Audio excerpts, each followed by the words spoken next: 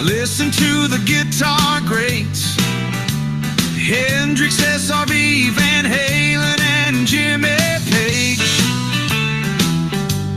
New strings, polished wood, all tuned up, strumming my guitar all night and all day. It's a feeling that makes troubles go away, watching others sway to each musical note, strumming my guitar to every song I wrote. This is who we are, strumming my guitar. Well, welcome to another episode of Traveling Through History. Tonight we get a really fun episode that we get to bring to you, and that is on the history of rock and roll music. Of course, I believe, as a huge rock and roll fan, that is the greatest music that has ever been produced by man. And I think everyone who's alive today would agree with that. And you'll see tonight that we're going to take you through all the different decades, starting in the late 1940s with R&B and some of the influences to rock and roll, then into the early 1950s when rock and roll really got started, and then all the way up through today. And we're going to take a look at all those different decades. But I think the main thing about rock and roll music, the reason it fascinates people and people love it so much even today, is because it makes you move. It's got a great beat. The rock and roll guitars, the incredible front people that are the great artists to these bands that we've come to love over the generations. The incredible music that makes you move, it makes you cry, it makes you laugh. It reminds you of all the different moments in your life and all the different great events. Really usually get tied to some type of song, and usually it's a rock and roll song. So tonight we're going to do something really fun. We're going to dive into the history of this great genre of music. And we're going to look at all the major players and all the different decades and the different styles of rock and roll music that we've been entertained by all these years. So let's go ahead and dive into the history of rock and roll music. So this is the history of rock and roll music from 1950 to today. And you can see some just epic photos of some of the great influential bands and artists from all the different decades. You see there on the top left, that's Led Zeppelin. To their right is Chuck Berry. You got Elvis Presley. You got the Beach Boys, Rolling Stones, Nirvana. You've got the Eagles, Van Halen, of course. Down to the left, you have Alan Freed, who many people credit with the term rock and roll and popularizing the term rock and roll. And Alan Freed was a disc jockey in Cleveland. We'll get into his story, but he was the reason that the Rock and Roll Hall of Fame was actually placed in Cleveland, Ohio, because he ran a radio show in Cleveland that started to popularize and play rock and roll music in the 50s. Just to his right is a very famous rocker, and a lot of people credit him as the first true rock and roller, and that was Bill Haley and the Comets. You see that to the right, and we'll talk about his very famous song that became the #1 hit all around the world. Just to his right, some people believe definitely one of the 2 or 3 most influential rock and roll bands of all time. That's the Beatles, and that's their famous appearance on the Ed Sullivan Show that made them an instant international sensation. Just to the right of that, of course, is the great Jimi Hendrix, who was a left-handed guitarist, and he was doing things with the electric guitar nobody had ever seen before. He completely revolutionized the electric guitar and everyone after him that he influenced. Just to his right is probably the greatest heavy metal band of all time. That's Metallica out of California. They're still rocking today. Matter of fact, we just went to see their concert this year. All these guys are in their 60s and 70s now. And of course, just to their right is actually my favorite band of all time. That's U2 from Ireland. They have so many hits that were so popular in the 80s and 90s. So this is just a small representation, of course, of the many, many bands that helped get us from the beginning of rock and roll to the rock and roll we have today. You also see a great photo there to the top right of the Rock and Roll Hall of Fame itself with their sign, "Long Live Rock." So let's talk a little bit about the rhythm and blues of the 1940s. This is just to set up rock and roll and what some of the influences were. Rhythm and blues emerged in African-American communities in the 1940s, evolving from genres like jazz and blues and gospel with a strong danceable beat. So that's really what made R&B so popular, was the beat. Key characteristics included a heavy, insistent rhythm and often sexually suggestive lyrics, which is why it often didn't get played on radio at the time, because it was too suggestive for many areas of the country. There were many artists like Louis Jordan, who you see there to the right. That's Louis Jordan, who used to actually play the sax and sing. And they had a very fun band, Louis Jordan and his band there. Paul Williams, Jimmy Witherspoon, and there were many others that made rhythm and blues very popular in the 1940s. And a lot of this music was coming just after World War II had ended. It became really kind of the major music exploration and influence all over the United States and then also all over the world. It was an urban style of music that was highly rhythmic and danceable, often featuring a strong, consistent beat. The term rhythm and blues was first used commercially by Billboard magazine in 1948 to describe these recordings. And a lot of people think that that 1948 year, when Billboard started talking about R&B, really was the match that was lit that ended up going into the early 50s and creating rock and roll. So Louis Jordan and his Timpani Five had major hits like Saturday Night Fish Fry. Paul Williams' song The Hucklebuck was a #1 song in 1949. And he was noted for his dirty boogie and dance craze. He created the first real dance craze in the United States. And everybody learned how to do it.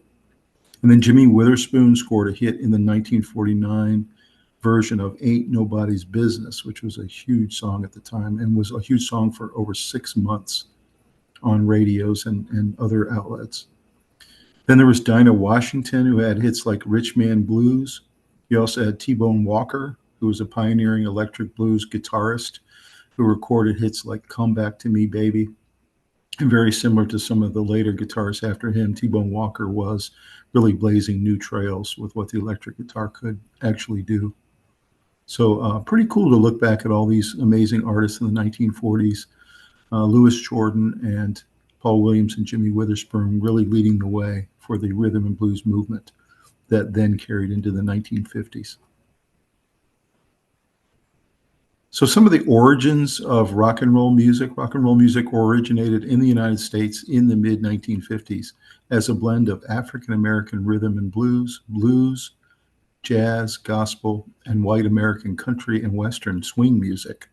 So if you think about trying to merge all those things into one set of music, from African-American R&B to blues, jazz, gospel, and country, you ended up with this incredible new genre called rock and roll. As I mentioned before, the genre was popularized by disc jockey Alan Freed in the early 1950s on his radio station in Cleveland, Ohio, and it combined existing musical styles to create a new rebellious sound that resonated with a growing teenage audience. And so Alan Freed, what he was finding was every time he played a rock and roll record versus something else, he was getting tremendous feedback and he was getting a lot of people listening on the radio. Parents at the time, however, did not approve, and many called it satanic music and really were very disapproving of this new genre and felt like it was something that the kids should not be listening to. Key artists like Elvis Presley, Chuck Berry, Bill Haley, and Little Richard, and many others were instrumental in the genre's early development and spread. Post-World War II era created a fertile ground for rock and roll's rise due to technological advancements, so the actual equipment they were using, like transistor radios, and a growing teenage population at the time that had disposable income. So all of a sudden you had the ability to buy rock and roll records, go to rock and roll concerts, go to shows all over the country. And so it really, not only did you have this genre that was very popular, but all of a sudden you had a lot of teenagers who had a lot of disposable money. The genre's rebellious attitude appealed to young people, while many older generations viewed it as controversial. There was no stopping the music, however, as it took off like wildfire all over America and the world. So that gives you a really good sense for where the origins of rock and roll came from. So the father of rock and roll was a disc jockey. We've mentioned Alan Freed, and there's a great picture of him there to the right.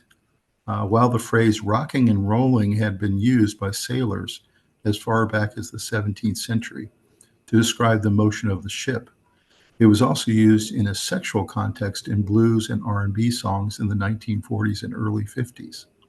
In 1951, this disc jockey, Cleveland-based Alan Freed, began using the term to describe the music on his radio show.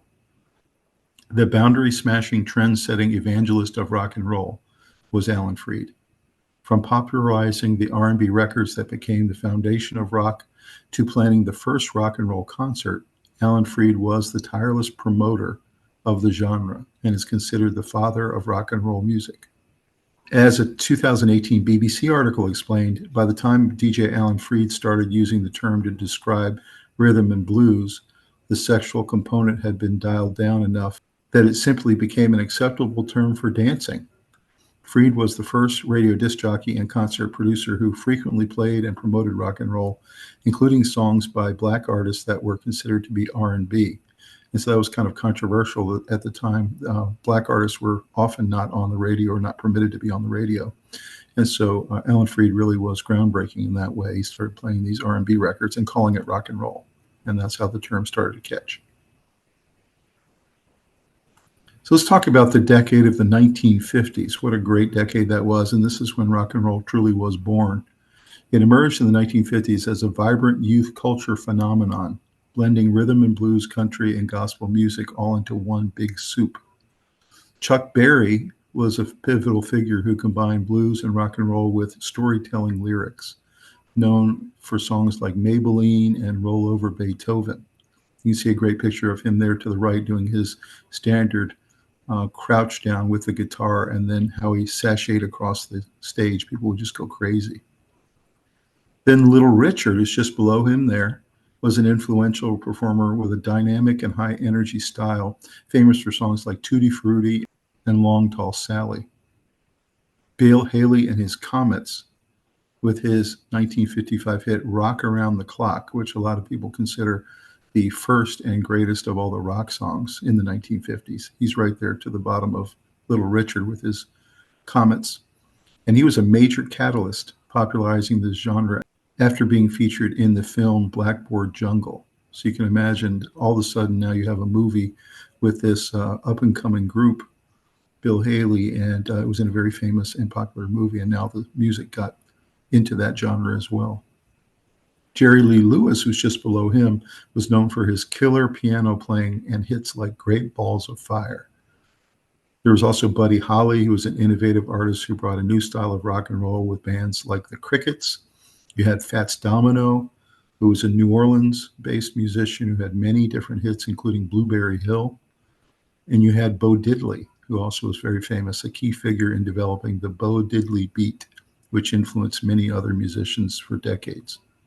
So all these great artists in the 1950s, you can see, all had a huge impact on the development of rock and roll as it was taking off. So rock and roll on TV was another big impetus to this genre becoming so huge and part of the history of the genre as it got bigger. Rock and roll was propelled into mainstream American culture through the medium of television. Before this era, music and musicians were only heard on radio, and therefore their public presence in our mainstream society was prolific. Television turned artists into American and international superstars overnight. This really was a completely new thing, had never been seen before. Bill Haley and his Comets had the first rock song featured in a TV drama, Crazy Man Crazy, in 1953, and is considered the first truly international rock and roll star. Everyone considers him really the first one that took this to international stardom. Bill Haley and his Comets performed Rock Around the Clock live on the Ed Sullivan Show in 1955, which was a pivotal moment for the genre on television. There were millions of people that watched that moment. Elvis Presley's electrifying TV appearances in 1956 included his infamous Waist Up performance on the Ed Sullivan Show, which cemented his national fame. And of course, they only kept the camera trained on his upper part of his body and his face, because back then it was very controversial to be shaking your hips the way that he did. Of course, eventually the TV allowed it, but at that time it was kind of taboo. American Bandstand, which began locally in 1952, became a national phenomenon by the late 1950s, directly catering to a young audience and making the visual aspect of rock music more accessible to everyone. The launch of MTV in 1981 which was founded with the explicit purpose of broadcasting music videos, fundamentally changed how music was consumed and marketed. So you can see all the different developments here through the 1950s and then all the way up into the launch of MTV in 1981. TV was a huge part of rock and roll becoming as big as it was and also part of our lexicon. So in the 1960s, let's talk about that decade. Rock and roll in the 1960s was a decade of incredible diversity, marked by something called the British Invasion, which introduced bands like the Beatles and the Rolling Stones to American audiences. During this time, artists in both UK and US pushed the genre's boundaries with new styles from psychedelic and folk rock to hard rock and pop rock. So you had really in the 60s a huge growth in rock and roll and the sounds that were available and all the different bands and all the ways that they sounded. Some of the most influential artists of the decade included the Beatles, the Rolling Stones, Bob Dylan, Jimi Hendrix, the Beach Boys, and Led Zeppelin. Beatles' innovative music evolved from pop rock to more complex studio-based creations over time. The Rolling Stones were known for their blues-influenced rebellious rock sound, and they became really kind of a concert powerhouse. Jimi Hendrix was the guitar virtuoso whose experimental and innovative use of his instrument revolutionized rock and roll. Bob Dylan was a key figure in the folk rock scene, whose lyrical prowess influenced countless musicians after him. The Beach Boys started with surf rock, but evolved their sound into a more complex and experimental aspect of it, epitomized by their album Pet Sounds, which sounded very different from their first album. The Doors were a band known for their dark, poetic lyrics with psychedelic sounds. Led Zeppelin emerged in the latter half of the 1960s, laying the foundation for hard rock and heavy metal with their powerful riffs and heavy blues-based style. You can see all those really great bands there to the right, some really great pictures of each of them. So the 60s were a very important decade for rock and roll. As you can see, there were a lot of the most incredible bands that we still today believe are the greatest that came out of the 1960s. It really was a great decade for music. Talk about the 1970s. Rock and roll in the 1970s was characterized by a rise of new subgenres like hard rock, progressive rock, arena rock, and punk, alongside continued success of earlier rock styles. You had iconic bands such as Led Zeppelin that had started in 1968, but really kind of spread their wings in the 1970s. That's where they really got popular. You had other bands like Pink Floyd, Queen, Kiss, and the Rolling Stones that all dominated that decade with many, many hits and lots of concert series that they went on all over the world. New artists like Aerosmith, AC/DC, and Van Halen also emerged, and artists like Bruce Springsteen and the Eagles blended rock with other influences. The decade was a transition from the psychedelic and classic rock of the late 60s to a more diverse landscape of sounds in the 70s. Led Zeppelin is often considered one of the most influential bands of all time, as they fused heavy blues rock riffs with folk and psychedelic elements. Queen was also known for their theatricality and wide-ranging musical style.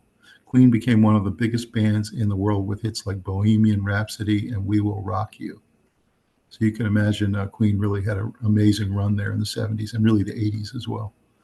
Pink Floyd, initially a psychedelic band, evolved into a progressive rock giants, achieving massive success with albums like Dark Side of the Moon and The Wall. Aerosmith and AC/DC bands emerged in the 70s as major forces in hard rock, with Aerosmith gaining a reputation for their swaggering rock sound and AC/DC establishing a more stripped-down, high-energy style. The Eagles were a band defined as a polished, California-based rock sound, blending country and folk influences with rock and roll, peaking with the album Hotel California. So you can see all these incredible bands here to the right that were huge influences and really dominated the 1970s. And of course, there's many, many more. We're just mentioning some of them here, but the 1970s, another fantastic decade for a lot of great music. Let's talk about the 1980s. Of course, this is the decade I grew up, and many of the people that are in my family, and all my friends grew up as well. Many of us believe the 1980s was by far the best decade of music. Of course, that is an opinion. So, drop us a comment on what you think is the greatest decade. Rock and roll in the 1980s was characterized by a diverse range of styles, with the decade seeing the rise of glam metal, hard rock, new wave, alongside continued influence of classic rock, and also the emergence of thrash metal. Key bands and artists included Van Halen, Guns N' Roses, Bon Jovi, AC/DC, Def Leppard, and Metallica, who achieved massive commercial success. So one of the things about the 80s was not only did you have all these bands that were achieving tremendous success on the road in their concerts, but also tremendous commercial success in terms of album sales. The era was also known for its iconic music videos, which played a significant role in popularizing many of the genre's biggest hits. Van Halen was known for their high-energy performances and hits like Jump and Hot for Teacher. Guns N' Roses broke through with Appetite for Destruction in 1987 and became one of the decade's biggest hard rock acts. Bon Jovi achieved massive success with albums like Slippery When Wet from 1986. Def Leppard rose to fame with its hits like Foolin' and Pour Some Sugar on Me. Metallica emerged as a leading force in heavy metal and thrash metal and were voted by fans the decade's most influential band, which is pretty incredible if you think about how many great bands there were in the 1980s, and Metallica gets voted by fans as the most influential. Pretty amazing. U2 gained global fame with albums like Unforgettable Fire and The Joshua Tree. And as I mentioned to you before, they've always been my favorite band. Always enjoyed their music. Bruce Springsteen became a major force with a commercially successful Born in the USA album. And Joan Jett and the Blackhearts scored a massive hit with I Love Rock and Roll. The 1980s was considered the decade of hair bands. You'll hear that term, and really it signifies a lot about what the 1980s were all about. All the bands, as you can see in the pictures, had very long and teased up hair as part of their act. The 1990s, alternative rock and its subgenres, grunge and pop rock, expanded in popularity and ironically exploded into the mainstream during the 1990s. Major labels began luring independent bands away from small record labels. Many of these artists are resistant to the demands of big record companies and unwilling to change styles to reach a mass audience. Many alternative bands included REM, Smashing Pumpkins, Red Hot Chili Peppers, The Smiths, and later grunge bands like Nirvana, Soundgarden, Pearl Jam, Alice in Chains, and others. And they all found tremendous success with mainstream audiences. And as we said here in this discussion, in the 1990s, a lot of these bands who had come from smaller labels refused to kowtow to the larger labels and try to be radio friendly. And therefore, they had very unique sounds. Another alternative to radio play and traditional mainstream success was the rise in jam bands influenced by the Grateful Dead. Noted for cross-genre improvisation and extended jams, bands such as Fish, Blues Traveler, Dave Matthews Band, and Widespread Panic relied on album sales and live concerts rather than radio airplay. So it was really interesting, the Grateful Dead's model of essentially touring nonstop and never getting off the road and selling records that way was a model that a lot of these other bands took up. Pop and teen pop culture continued to appeal to younger radio audiences with bands like the Backstreet Boys, NSYNC, 98 Degrees, Hanson, and the Spice Girls. And all of them had major success as well. So the 90s was really a very interesting decade where you had, on one side, you had grunge and punk rock, and you had jam bands, and you had a lot of interesting psychedelic type bands and alternative bands. And then on the other side, you had this teen pop set of bands that came along that had a lot of success as well.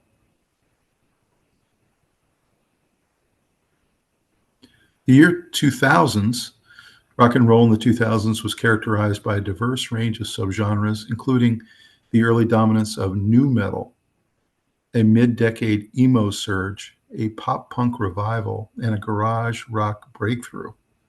Key artists were Linkin Park, Green Day, the White Stripes, marked this eclectic period, which also saw major changes in music consumption due to the technologies like Napster and social media. Nu metal, the decade began with this nu metal concept, took center stage with bands like Linkin Park, Papa Roach, Evanescence, and Limp Bizkit all getting mainstream success with a really interesting and new sound. You also had pop punk, which had a surge in popularity and occurred at the beginning of the decade with artists like Blink 182, Sum 41. They all had big chart success as well. You also had a garage rock revival where that garage rock scene saw major breakouts, which were exemplified by bands like White Stripes and The Strokes. You also had a sound called emo, which was post-hardcore and had a huge moment in the mid-2000s with bands like My Chemical Romance and Fall Out Boy getting mainstream traction. Social media platforms like MySpace were instrumental in the rise of all these different bands. Of course, MySpace was before Facebook was on the scene. So you can see that 2000s really pretty consequential. A lot of different types of music and really interesting new sounds were coming out of all these different bands. Let's talk about the 2010s. Rock in the 2010s saw a resurgence of classic rock influences. So those classic rock sounds that we had loved many decades before kind of came back around. And there was also continued dominance of pop rock and pop punk and the rise of some new subgenres like indie rock and alternative. Key developments included a focus on live performance. So the 2010s really was all about getting back to live performance and concerts. Bands blended classic rock sounds with modern innovations and artists from other genres incorporating rock elements. You had a revival of classic rock with many bands drawing on the sounds of the iconic 1970s groups, leading to a classic rock revival in the decade. Rise of pop rock and pop punk, while not as dominant as in previous decades, you had major acts like One Republic, Panic at the Disco, and Paramore were all very popular in this decade.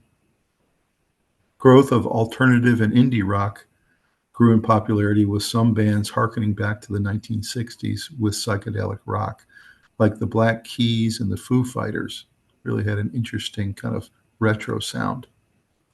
In contrast to the digital focus of some genres, many rock bands focused on improving their instrumental skills and delivering strong live shows to connect with fans. Rock elements influenced pop artists like Billie Eilish, Halsey, and Taylor Swift, of course, came on the scene in this decade. So you had a lot of really interesting sounds all across the board with the pop punk and the pop rock and the classic rock infused sounds that were coming back. In the 2020s, which is the decade we're in now, rock and roll is characterized by a blend of new artists, a resurgence of established acts, and the continued influence of rock on other genres.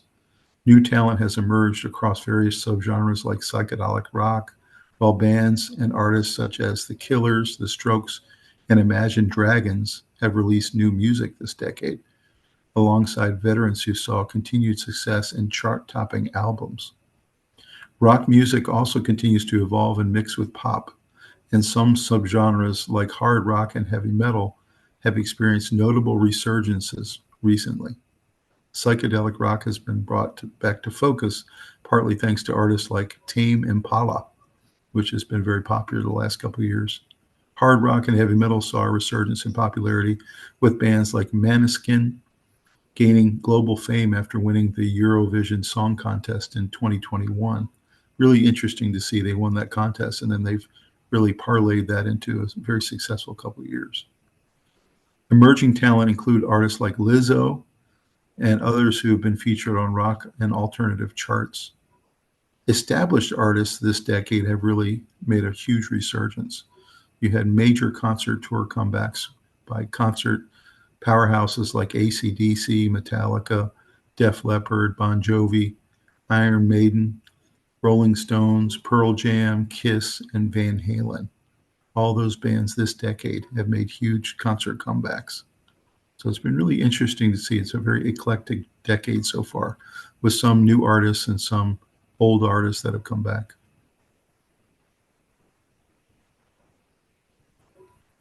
So let's look at Billboard's list of the top 50 greatest rockers of all time. They've got the Beatles as number one.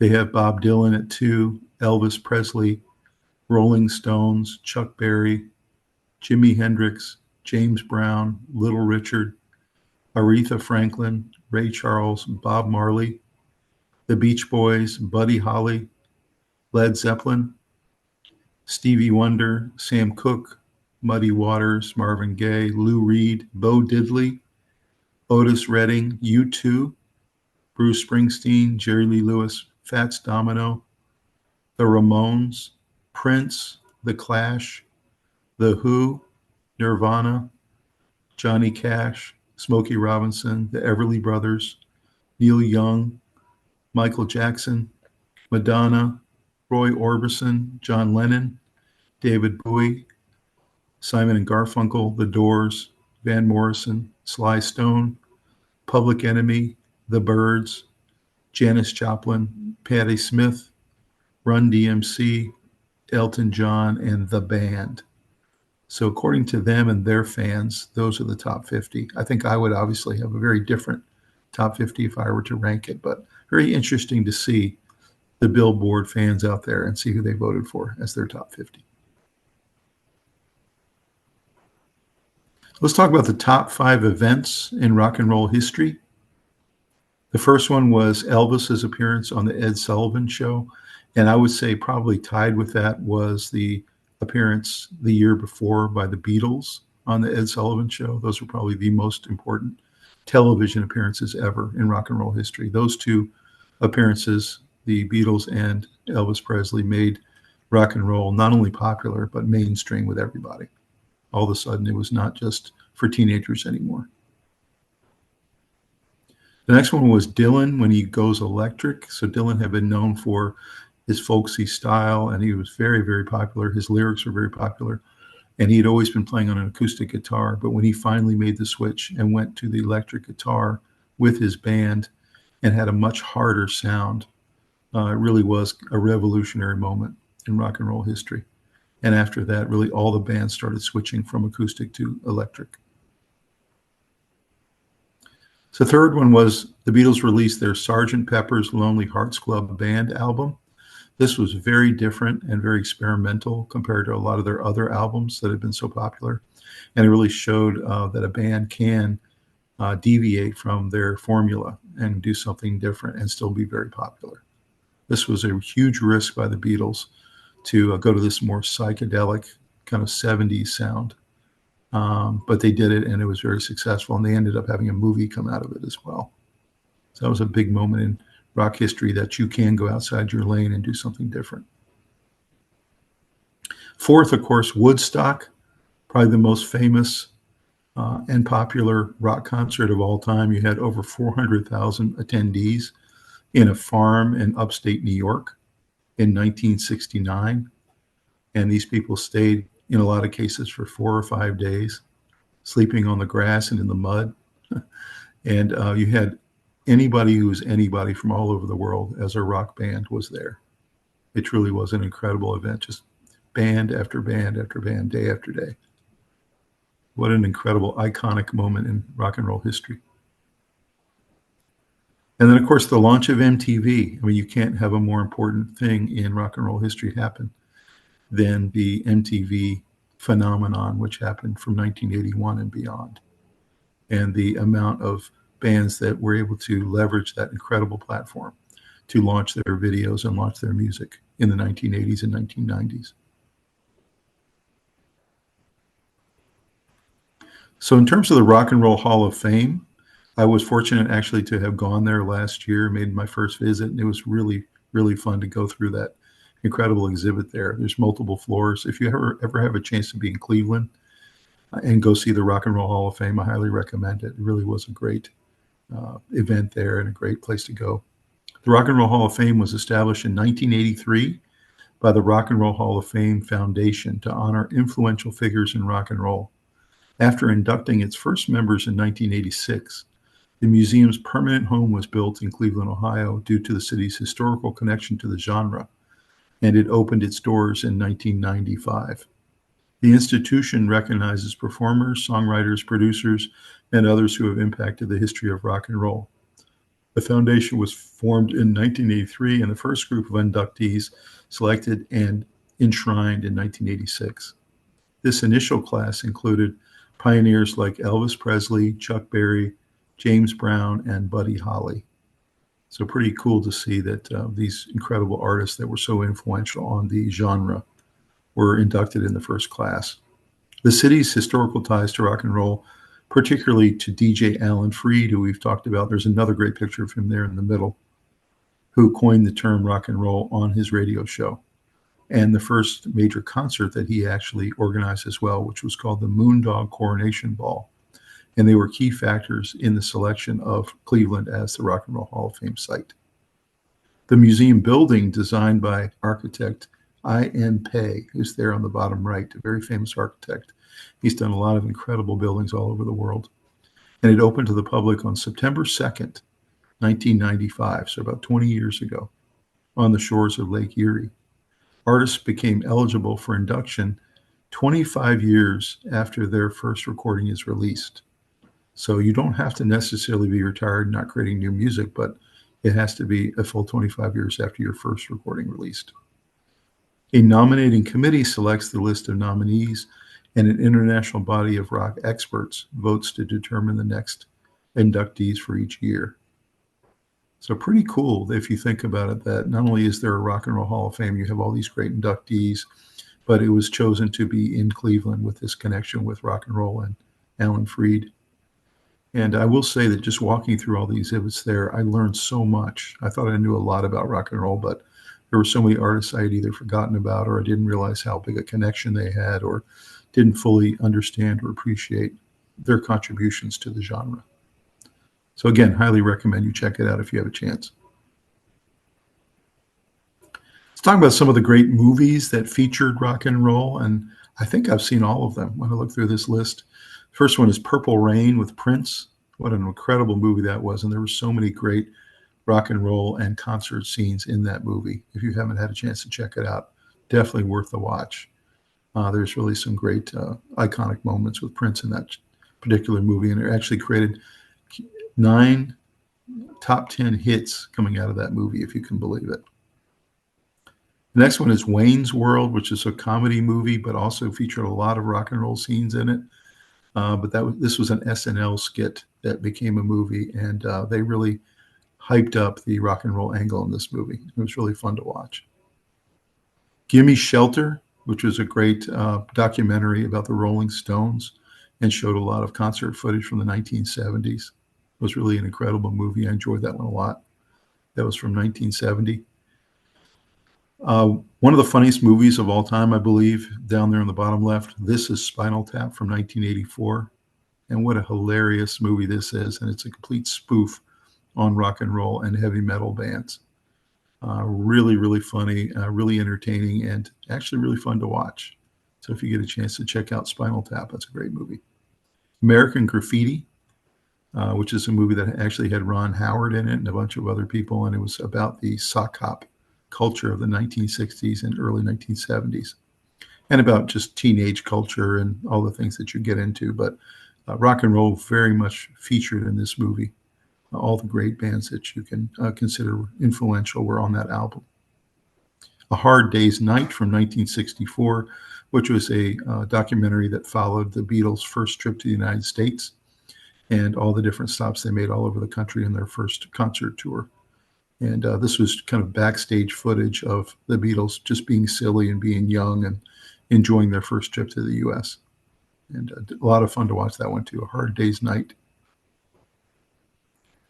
Woodstock from 1970. This was a documentary as well that was released a year after the concert occurred, and actually has footage from 4 of the days from the concert. And the movie actually runs almost 3 hours, so it's really long, but it is actually really fun to watch the way that teenagers behaved back then, the way they dressed, the way they interacted with the music. Some of the days were really nice and sunny. Some of the days were rainy and very muddy, but it was really fun to watch that one as well. Pink Floyd, The Wall from 1982, a very famous movie in rock culture. and one that if you're a rock and roll fan, you definitely need to check out. It's also very psychedelic and very strange in some ways. So don't think that you're going to understand everything that's going on. You definitely will not. But the music's really great and it's iconic. You see there to the top right, Grease, one of the great musicals of all time that ended up getting turned into a movie with Olivia Newton-John and John Travolta and a lot of other great actors on that particular set. And the music's just fantastic all the way through. The tracks from the musical Grease that were made into the movie versions of the tracks were really fantastic. Another movie there to the bottom center is Elvis from 1979. That's Kurt Russell playing Elvis, believe it or not. And really was actually a pretty good rendition of him. He actually shows Elvis all the way from teenager all the way up through his time that he was an act in his 40s in Las Vegas. So that's a really pretty good movie that was put together in 1979.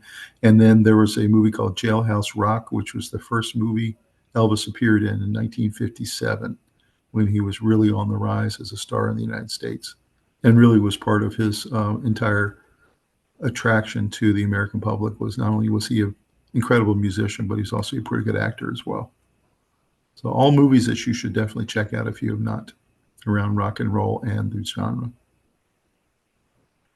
Talk about some of the big quotes about rock and roll. First one is, rock and roll is not an instrument. Rock and roll isn't even a style of music. Rock and roll is a spirit that's been going since the blues, jazz, bebop, soul, R&B, heavy metal, punk rock, and yes, hip hop. So the idea there is that, and really is true, rock and roll in a lot of ways is not just one genre. It's actually a big collection of genre in kind of like a big soup of music that has lots of different influences all baked into it. And that's really what makes it so great, is that it really has all different types of rock and roll.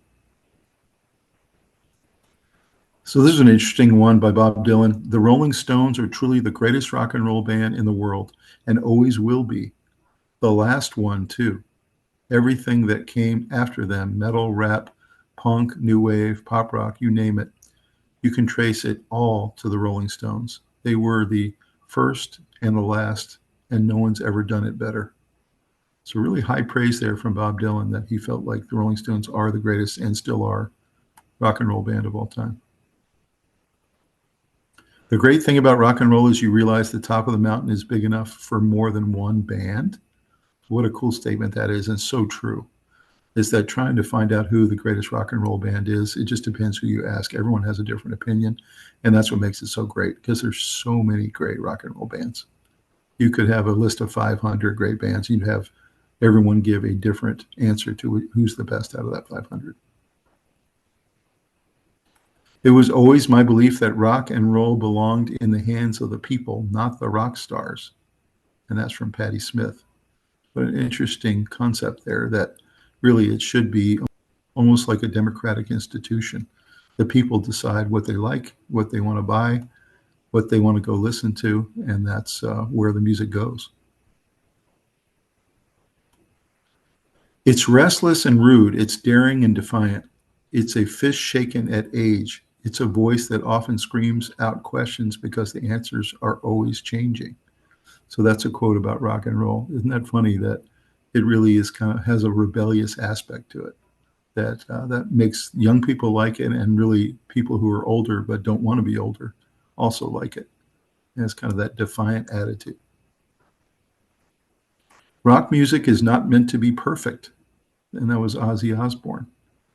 And I think a lot of the imperfections sometimes in the recordings we listen to actually make it great.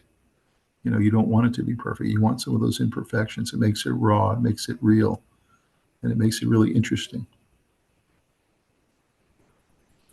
Don't Be Cruel is the greatest rock and roll record ever made. And of course, that was an Elvis record. And that's Jerry Lee Lewis saying that. That's really high praise from him about the Elvis record, Don't Be Cruel.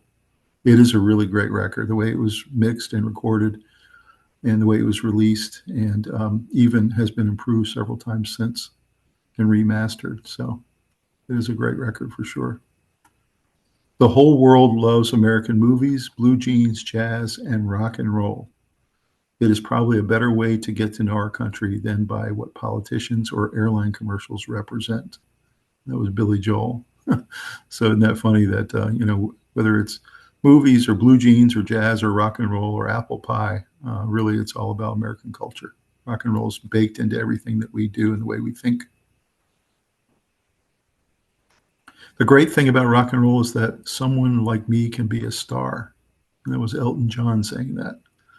Isn't that funny? He looks at it like what a blessing he's had in his career that someone like him can be a rock star.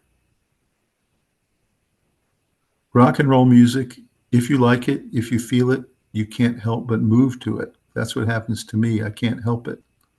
That was Elvis Presley, as you know, in all his live performances, whether it was in the early days where they wouldn't show him below the waist or whether it was later when they would show all of him dancing. He just couldn't stop moving. He would just constantly be dancing to it at all times. And I think that's how all fans feel. When you hear a really good song, you just want to move. Rock and roll seemed to suggest the rolling, surging beat of the music. And that's Alan Freed.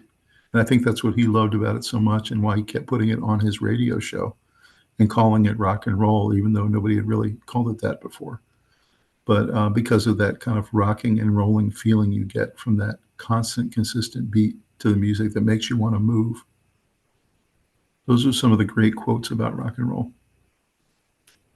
Hopefully you enjoyed that and you learned a lot about each of the decades in rock and roll development, starting in the late 40s all the way through the 50s and all the way through the decades up to today. We're still wrestling with the changing of the genre.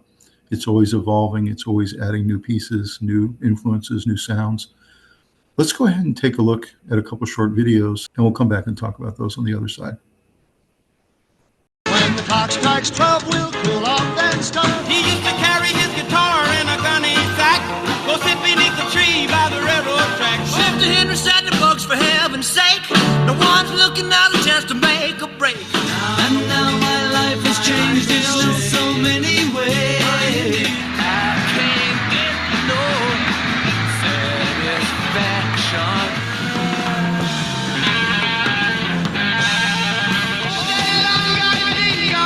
But nothing seems to satisfy. I'm not wandering down the road.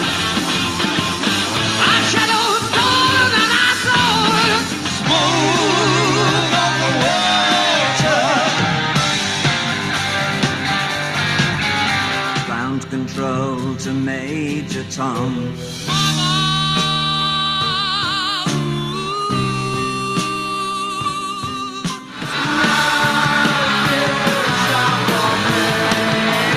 We don't need no education.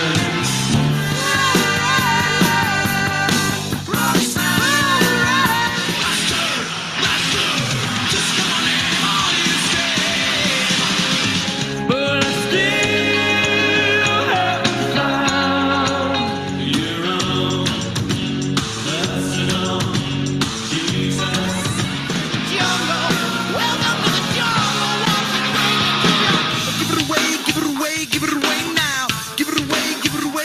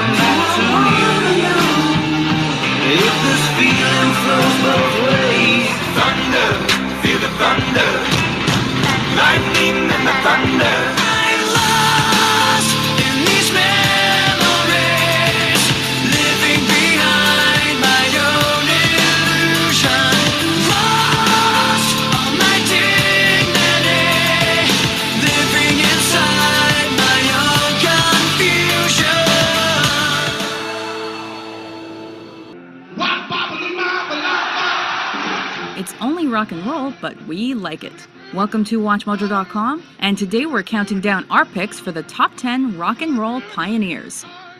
Number 10, Ritchie Valens. Even without a full-length album to his name, Ritchie Valens opened doors for Chicano and Latin rock. All he needed was the number 2 hit Donna and a rocking rendition of the Mexican folk song La Bamba to become one of rock and roll's first teen idols.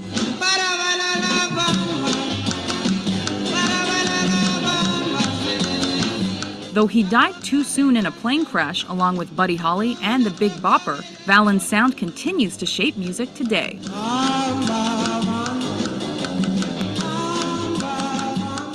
Number 9, Carl Perkins. Well, it's one for the money, two for the show. Three to get ready, now go, cat, go, but don't. Get on my blue suede shoes. This country boy's dream became reality after the self-penned blue suede shoes topped country charts. Thanks to his superb guitar licks and singing style, Carl Perkins became an expert at combining rock and country music. Let's go, guitar.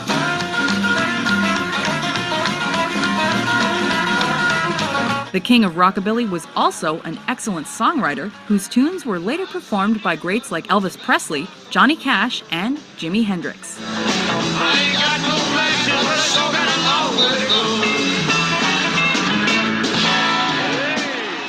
Number 8, Fats Domino. Found my thrill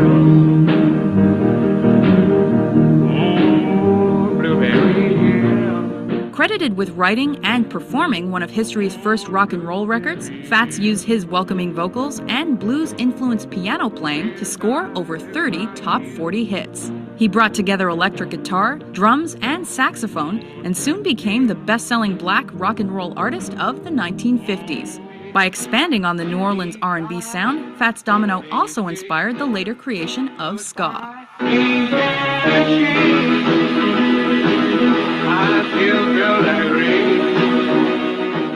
Number 7, Bill Haley and his Comets. We're gonna rock around the clock tonight. Put your glad rags on. Join me home. Accompanied by his Comets, Bill Haley unleashed rock and roll into the mainstream with the hit Shake, Rattle, and Roll. Shake, rattle, and roll. Now everybody gonna shake, rattle, and roll. Now everybody gonna. He made sure rock and roll was here to stay with his chart-topping Rock Around the Clock, and cemented himself as the genre's first white superstar in the process. With 100 million albums sold, it's no wonder he's called the father of rock and roll. Number 6, Bo Diddley. Can't touch the book, I said now, but looking at the cover. He may have only had one album crack Billboard and one top 40 hit, but Bo Diddley wasn't dubbed the originator for nothing. Along with his blues and R&B tinged rock and roll driven by electric guitar, he crafted a rhythm that's been adopted by countless rock and pop musicians, the Bo Diddley beat.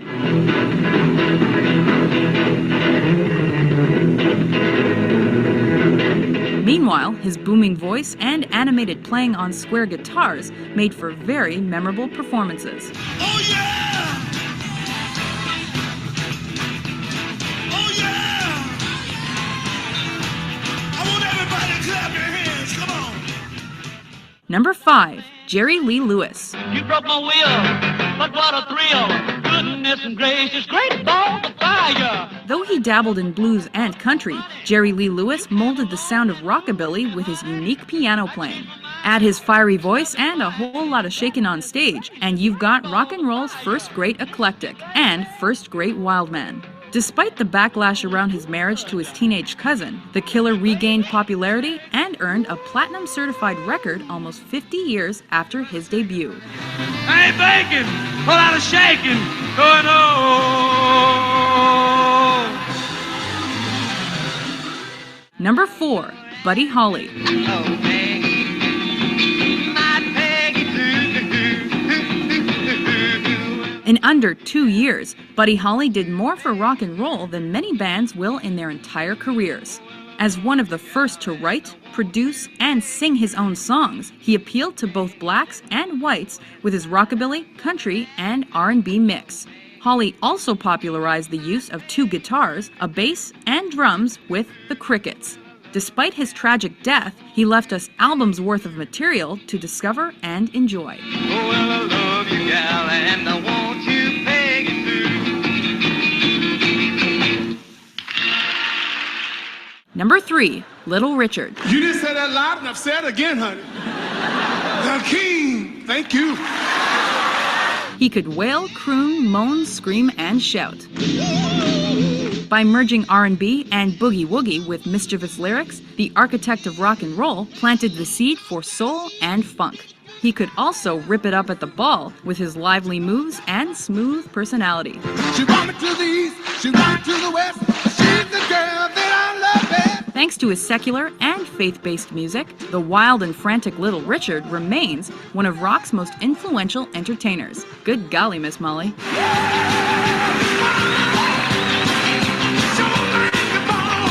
Number 2, Chuck Berry. Roll over, Beethoven, because this is Chuck Berry. Roll over, Beethoven, I got to hear it again today. By introducing R&B and guitar solos to the genre, he laid down the law when it came to playing rock and roll. The sweet little rock and roller's original beats, stage bravado, and accompanying dance moves set the tone for the genre's growth and subsequent explosion. Go, Johnny, go, go! Go, Johnny, go, go! Even today, Chuck Berry continues to exude a rock and roll attitude at his shows. Let me hear you say yeah! Let me hear you say yeah! Number 1, Elvis Presley. Baby, so just you are. After fusing R&B with country, Elvis amped things up with electric guitars and added his emotional and versatile vocals to his rockabilly style. I got the same old story from all night years. You know there ain't no room around here for a guitar man. Flaunting good looks, sexy dance moves, and a rebellious image on stage and in film, the king of rock and roll had something for everybody. He goes by the name of King Creole. You know he's gone, gone, gone. By selling more records than rock and roll pioneer. And yes, I'm all lit up again. Flying on, I love it. Come on, pretty baby, kiss me daddy. Cult of personality. I exploit you.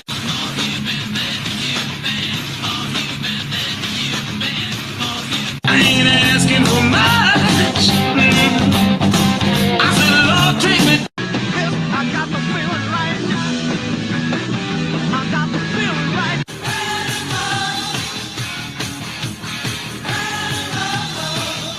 Breaking the chains around you. Nobody else is gonna mess up there. Could be a winner, boy, a new part of it. Want it all, but you can't have. Promises are what I seem to be. Holy. She got a chance at.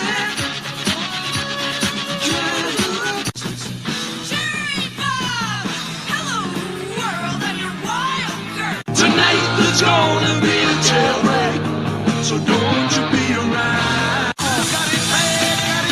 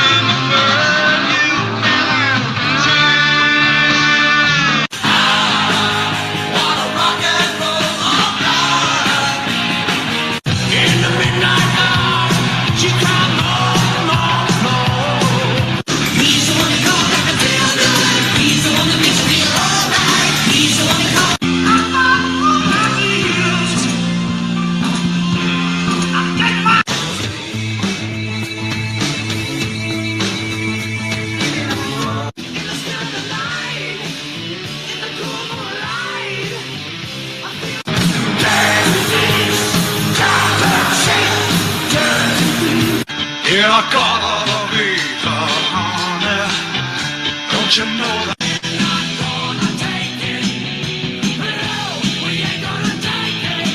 Take me down to the paradise city where the grass is green and the girls are pretty. Come on, feel the noise. Just rock the boat. Like a rainbow in the dark. Just a rainbow. Never get it anymore. Gotta get away from Stone Cold. Crazy. You gonna burn to the wind. Crawling up my stairs, is that you? Born to be wild. Smooth out forever.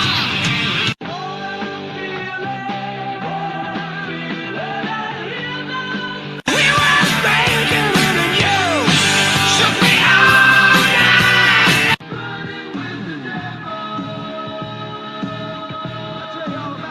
She told me to walk this way, I told this way. We will rock you. Every girl crazy about a shirtless man. Thunderstruck! Thunderstruck! Fighting in the streets with our children. I was made for loving you, baby. Always free with affection, mama. I know. I tried so hard and got so far. But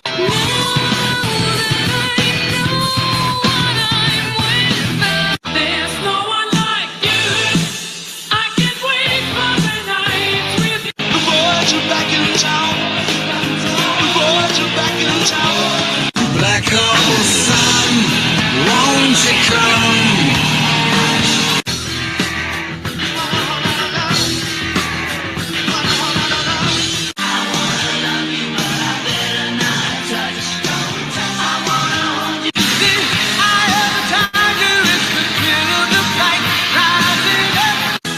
It's the final countdown. All in my brain. Lately,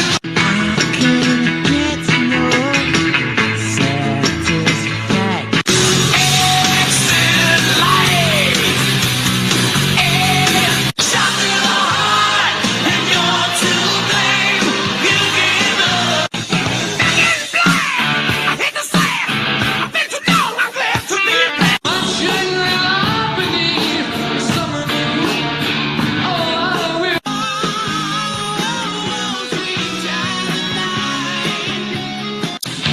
Here I am, rock you like a hurricane. Smoke on the water.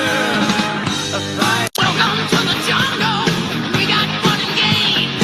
We got everything you want.